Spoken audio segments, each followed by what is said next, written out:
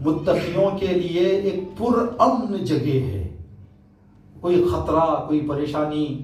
یہ جنت کی بات ہو رہی ہے. یہاں پر بھی اگر کوئی بندہ اپنی پوری زندگی میں کوئی غلطی نہیں کر رہا تو کس سے ڈرے گا؟ وہ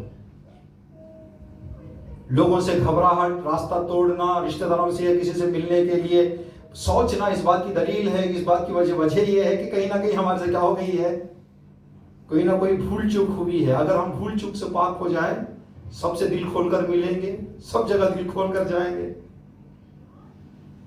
اللہ نے فرمایا کہ امین، مقام امین ہے متقیوں کے لیے. آخری آیت، ان للمتقین مفازا. اگر سچی کامیابی چاہیے تو کن لوگوں کے لیے ہے سچی کامیابی؟ متقین کے لیے. تو امام نے پہلی نصیحت جو فرمائی، امر تم جہاں پر بھی رہو، میری نصیحت تمہارے لیے ہے کہ تقوی کا دامن تھامے رہو.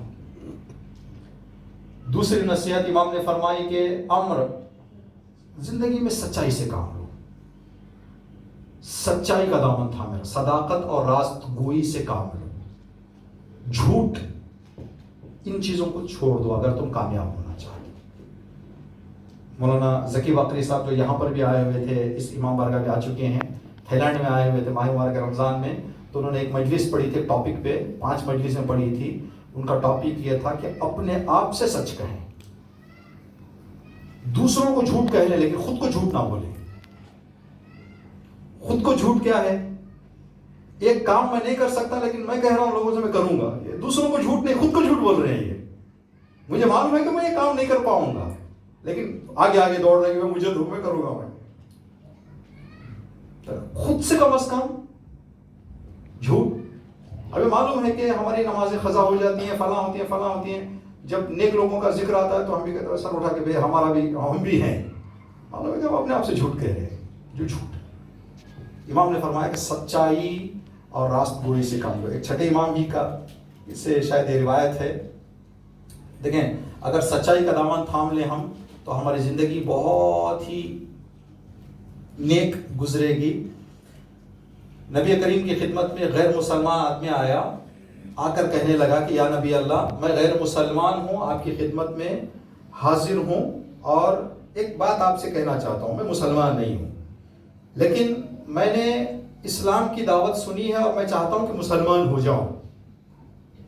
میرے مسلمان ہونے میں میرے حساب سے کچھ مشکل ہے، میری کچھ مشکلیں ہیں. آپ ان مشکلوں کا مجھے راستہ بتا دیں، حل بتا دیں، میں مسلمان ہو جاؤں گا. نبی نے فرمایا بتاؤ تمہاری کیا مشکل ہے؟ کہا یا نبی اللہ، میری کمائی کا میرا سورس آف انکم چوری ہے. میں کسی کی جیب نہیں چھوڑتا، کسی کے پرس نہیں چھوڑتا.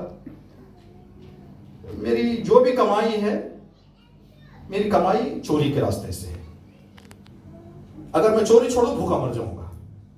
مجھے کوئی کام نہیں آتا ہے، کوئی کام میں نے ابھی تک کیا ہے. جب سے میں نے عقل سنبھالی ابھی تک میں نے چوری سے اپنی زندگی گزاری ہے. یہ ایک میری عادت ہے، میری مشکل ہے. دوسرا یہ کہ جس دن میں شراب نہیں پیتا مجھے نیند نہیں آتی. میری شراب عادت ہے، میں اس کے بغیر، شراب کے بغیر میں نہیں، دن نہیں گزرتا میرا. تیسری، میں اپنی خواہش کو حرام راستے سے پورا کرتا ہوں، اپنی لذت زنا سے پورا کرتا ہوں، حرام